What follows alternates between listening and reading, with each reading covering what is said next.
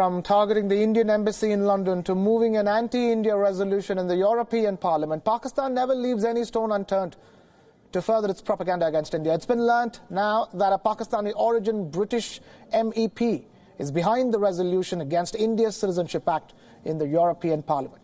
Sharaf Mohammed, a native of Mirpur in Pakistan-occupied Kashmir, has been an MEP or member of European Parliament since 2019. Mohammed has moved the resolution which calls the Citizenship Amendment Act inherently discriminatory. The proposed resolution, which will be tabled in the European Parliament this week, is reportedly supported by 154 of the 751 members of European Parliament. Meanwhile, in a strong response, the Indian government has said that the CAA is an entirely internal matter and that the law was adopted through democratic means.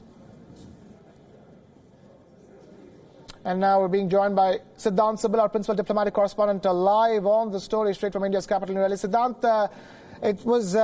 this is a known technique by Pakistan and Pakistan's proxies, but this time around it's far more serious. A Pakistani origin member of European Parliament is moving an anti-India resolution with not too much support in the first place, just 150-odd people in a 750-odd member parliament.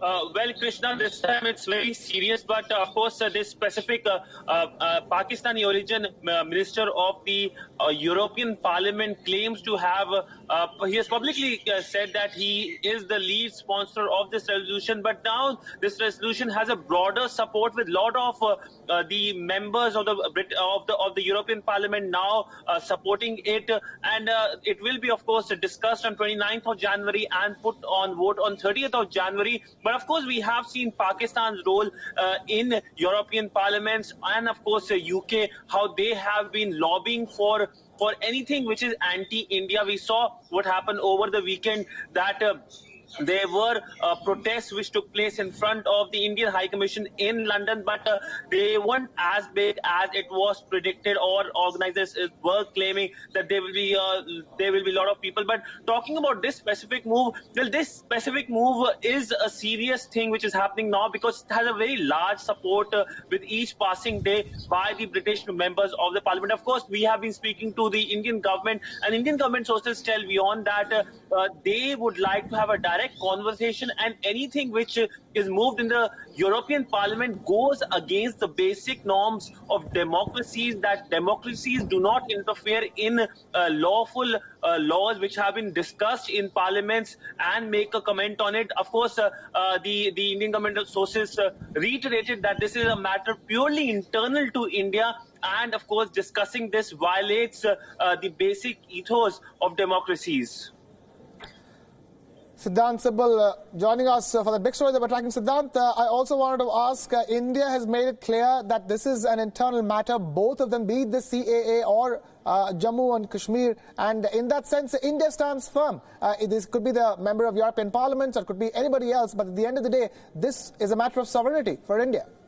Well, of course, India has been reiterating that whether it's Kashmir, whether it's CAA, it's matter internal to India. Any comments by anywhere, whether it's China, whether it's Europe, whether it's US, is greatly violative of India's sovereignty. And of course, we have seen over a few months India taking strong action as well. We have seen with the Malaysian how India has taken strong action by cutting the import of palm oil. Of course, that is pinching the Malaysians now, but largely what is happening right now, which will expected to happen in the European Parliament, could put pressure on New Delhi, because these are the MPs who are going to lobby with their respective governments, and that these governments could of course ask New Delhi to do more. But of course, we have seen increasingly India doing a lot of things, especially when it comes to Jammu and Kashmir. The internet restrictions have been slowly but surely being removed.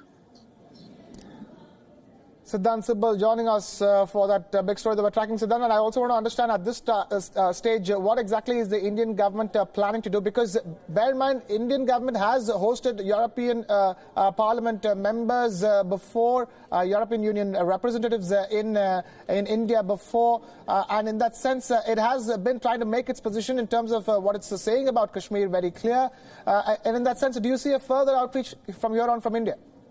Well, India has been reaching out to foreign capitals. We saw that the first group of foreigners who visited Jammu and Kashmir were the MPs of the European Parliament, but these were largely right-wing MPs, and of course Europe had clearly said that they were on a private visit. But we again saw India reaching out to foreign capitals with the visit of foreign envoys to Jammu and Kashmir. In fact, WION was the first channel to break that story earlier this month, and we saw the foreign envoys going, but it did not have any European foreign envoys, because India is now scheduled to take the European Union foreign envoys to Jammu and Kashmir and show them the ground realities. Of course, India has been reaching out slowly to the global capitals and telling how that this move was important, the bifurcation of the state and the removal of special status, primarily because the local situations were exploited by Pakistan to support cross-border terrorism. So clearly that remains the top priority, to highlight